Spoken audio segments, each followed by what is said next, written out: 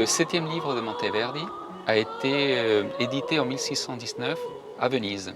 Il rompt avec l'écriture à 5 voix qui était prédominante au XVIe siècle pendant la Renaissance pour aller à une expression beaucoup plus soliste, néanmoins en dialogue.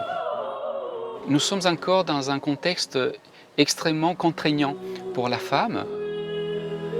L'expression artistique, l'opéra, l'expression musicale, la musique vocale est une sorte de moyen d'expression pour les passions privilégiées.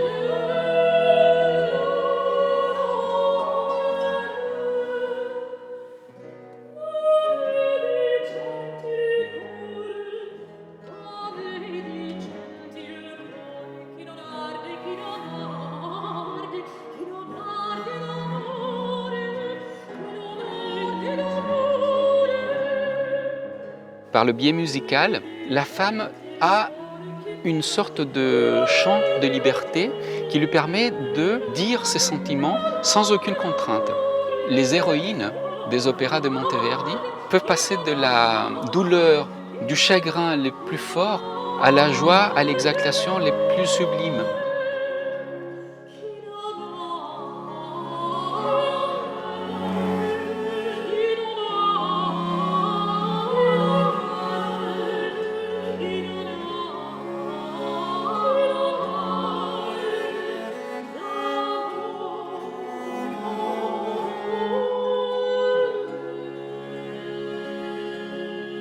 Le fait d'être en duo permet une sorte de jeu de miroir qui nous fait passer de l'amour mystique à l'amour charnel. On s'aperçoit que Monteverdi utilise les mêmes techniques de composition pour ces deux aspects.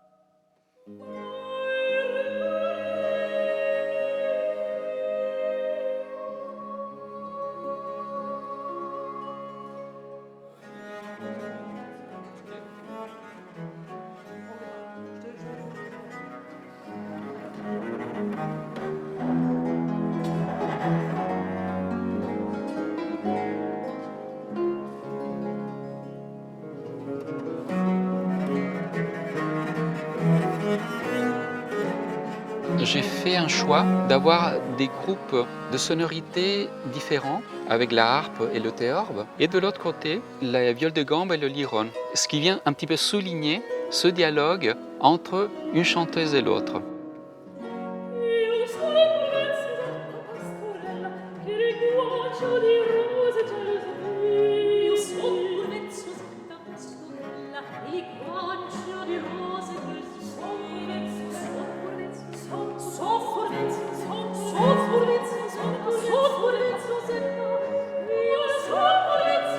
La musique italienne du XVIIe siècle, c'est une musique très particulière, avec la musique baroque, mais en Italie, effectivement, il y a un mode d'expression extrêmement sensuel des sujets qui sont traités. Et évidemment, ici, sur ce programme, c'était la femme, la Marie, la mère de Dieu, la femme effectivement désirée, aimée aussi d'un autre côté.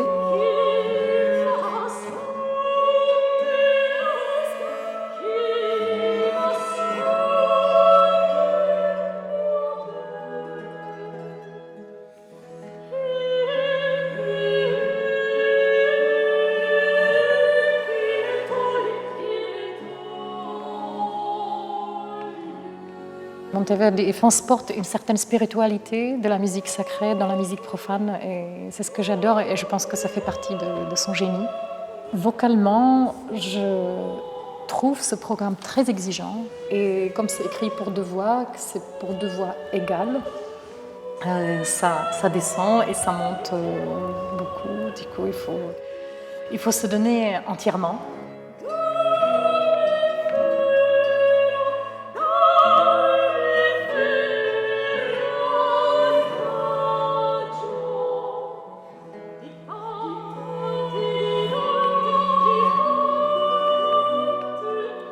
L'amour, le désespoir, la joie, l'abandon, dans le sentiment amoureux, ce sont des choses qui sont éternelles, qui accompagneront les gens pour toujours.